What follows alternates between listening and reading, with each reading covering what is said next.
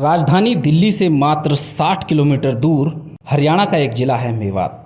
लेकिन यह ज़िला अब बस कहने भर के लिए ही हरियाणा का एक हिस्सा रह गया है। वास्तव में यहाँ आकर हिंदुस्तान का कानून भी हाँफने लगता है।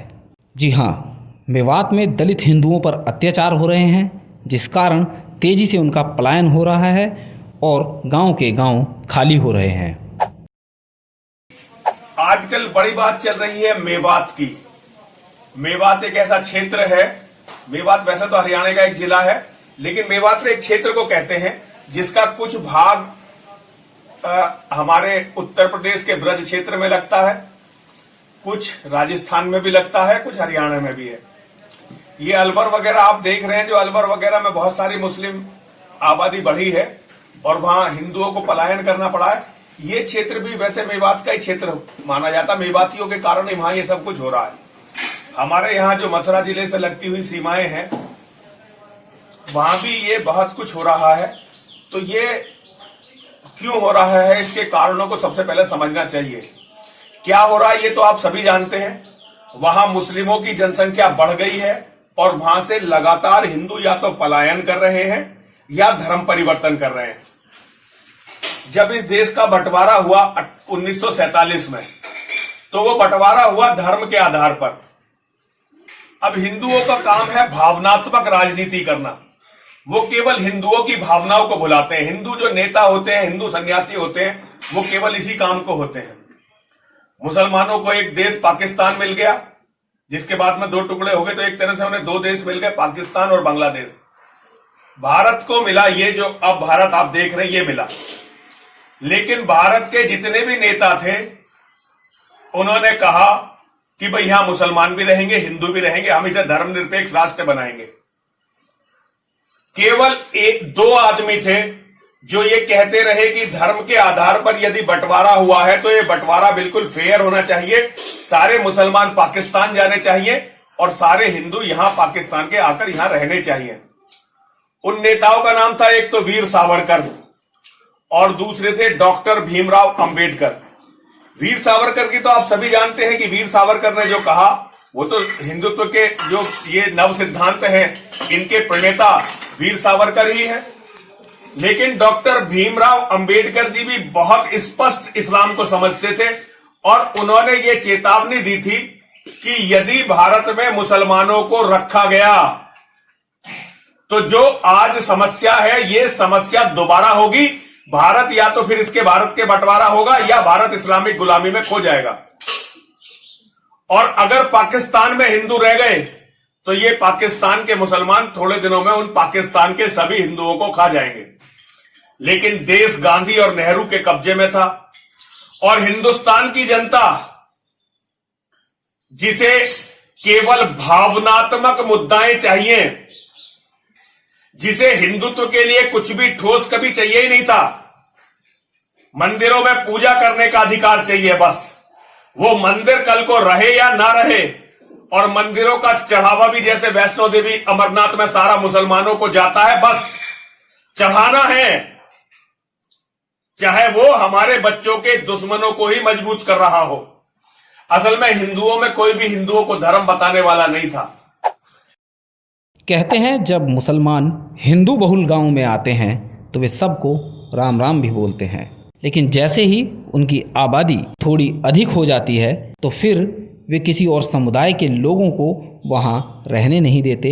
ये सब हम पहले कश्मीर और मुजफ्फरनगर में देख ही चुके हैं और यही सब अब मेवात में हो रहा है। हिंदू केवल उसको पसंद करता है जो हिंदुओं को मूर्ख बनाता है भावनात्मक मुद्दे पर और शांति की बात करता है, झूठी शांति जो कल को विनाश लाने वाली है। आज जो मेवात के हिंदुओं के साथ हुआ है, वो इस देश में कल हर हिंदू के साथ होगा। केवल मेवात दोषी नहीं है, केवल मेवात के हिंदू दोषी नहीं है, सारे हिंदू दोषी भी हैं। मेवात के हिंदुओं का सबसे बड़ा दोष था जातिवाद पर बंटना। मेवात में लगभग 1/4 गांव आज हिंदू विहीन हो चुके हैं। उन्हें मार पीट कर भगा दिया जाता है और उनके घरों पर कब्जा कर लिया जाता है। मेवात के हिंदुओं में भी दलितों की स्थिति अधिक खराब है। यहाँ दलित लड़कियों के साथ छेड़खानी और बलात्कार आम हो चले हैं। विरोध करने पर दलित बच्चियों की हत्या तक कर दी जाती है। रामकृष्ण की इस दिव्य भूमि भारतवर्ष में मेवात की घटना जो हरियाणा प्रांत में लगता है, वह घटना सुनकर समस्त भारतवासी स्तब्ध हैं, खिन्न हैं, आहत हैं। रामकृष्ण की इस भूमि में रामकृष्ण के अनुयायियों पर यह अत्याचार संभव कैसे हो रहा है, यह एक दुखद घटना है। मेवात में दलितों की बदहाली पर सबसे पहले आवाज़ उठाने वाले संयुक्त हिंदू संघर्ष समिति के अध्यक्ष महावीर भारद्वाज का कहना है कि मेवात में छोटी छोटी बच्चियों के साथ बलात्कार हो रहे हैं और कई बार तो उनकी हत्या तक कर दी जाती है। महिलाओं का घर से बाहर निकलना मुश्किल हो गया है। क्षेत्र में हिंदुओं विशेषकर दलितों के खिलाफ अत्याचार बढ़ने पर रिटायर्ड जज जस्टिस पवन कुमार की अध्यक्षता में एक 4 सदस्यीय जांच कमेटी का गठन किया गया था। जस्टिस पवन कुमार ने अपनी रिपोर्ट में बताया कि हरियाणा का मेवात मिनी पाकिस्तान बन चुका है। जिले के करीब 500 गांव में से 103 गांव पूरी तरह से हिंदू विहीन हो चुके हैं, जबकि 84 गांव ऐसे हैं जहां बस 4-5 घर ही अब हिंदुओं के बचे हैं। कि मेवात में तो दलितों की ऐसी स्थिति है कि पाकिस्तान से भी बदतर हालात में वो जी रहे हैं। फिर एक महिला जिसको नौकरी का झांसा देकर अगवा कर लिया जाता है, 9 मुस्लिम युवक उससे लगातार बलात्कार करते रहे कई दिनों तक, और जब महिला उनके चंगुल से छूटी, उस महिला ने बाकायदा एक FIR दर्ज कराई। FIR दर्ज होने के बाद 376 में जब FIR दर्ज हुई न्यू में, वहां उस पर कोई कार्रवाई नहीं हुई। जस्टिस पवन कुमार आगे कहते हैं कि मेवात में हिंदुओं विशेष रूप से दलितों की स्थिति बहुत खराब है। दलितों के खिलाफ बलात्कार, अपहरण, मारपीट और जबरन धर्मांतरण की घटनाएं बहुत अधिक हो गई हैं। दलितों को सरकार द्वारा पट्टे पर दी गई जमीनों और दलितों के शमशान घाटों तक पर दूसरे समुदाय द्वारा कब्जा किया जा रहा है। ना कोई जातिवादी नेता हिंदुओं की मदद करता है कि वे मेरी जाति के लोग मेवात में, जैसे बहुत सारे दलितों के और जिन्हें तथाकथित हरिजन कहते हैं, उनके बहुत सारे नेता हैं, लेकिन मैंने एक भी दलित नेता को कभी इस्लाम के जिहाद से पीड़ित दलित के लिए बोलते नहीं देखा। कोई दलितों के लिए लड़ने मेवात में नहीं गया। यहां का कोई जाट नेता, मेवात में ऐसा नहीं कि केवल दलित परेशान हुए हैं, जाट भी परेशान हुए हैं, ब्राह्मण भी परेशान हुए हैं, ठाकुर भी परेशान हुए हैं, लेकिन उनकी जाति का कोई नेता उनके लिए लड़ने नहीं पहुंचा।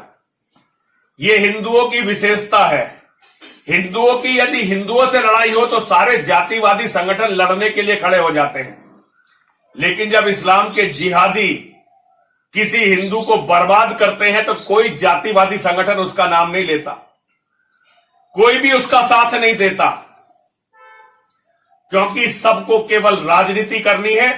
डॉक्टर भीमराव अंबेडकर ने अपनी किताब पाकिस्तान और भारत का विभाजन के पेज नंबर 303 पर स्पष्ट रूप से लिखा है कि मुसलमान सिर्फ और सिर्फ मुसलमान के साथ ही भाईचारा रख सकते हैं। हिंदू उनके लिए काफिर हैं और हिंदुओं के लिए उनके मन में कोई स्थान नहीं हो सकता। सन 1945 में लिखी गई डॉक्टर अंबेडकर की ये बातें आज मेवात में सही साबित हो रही हैं। जय भीम का नारा बुलंद करने वाले दलित नेताओं को एक बार मेवात में जाकर जरूर देखना चाहिए कि उनके दलित भाई बहनों के साथ क्या हो रहा है। अगर अपनी राजनीति के चक्कर में ये दलित नेता अपने दलित भाइयों के हक की आवाज़ नहीं उठा सकते तो दलितों को भी चाहिए कि ऐसे दलित नेताओं को धक्के मारकर समाज और राजनीति से बाहर निकाल दें। आश्चर्य की बात है कि जब दलितों पर अत्याचार करने वाले एक विशेष समुदाय के लोग होते हैं तो दलित नेताओं को सांप सूंघ जाता है। धिक्कार है ऐसे दलित नेताओं पर।